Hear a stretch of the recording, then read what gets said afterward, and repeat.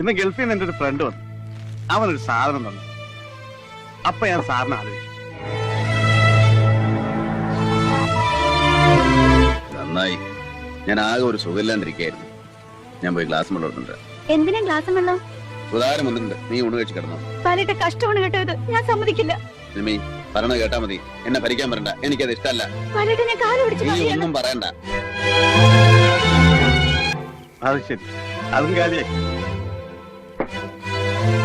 സാറേ സാറേ സാർ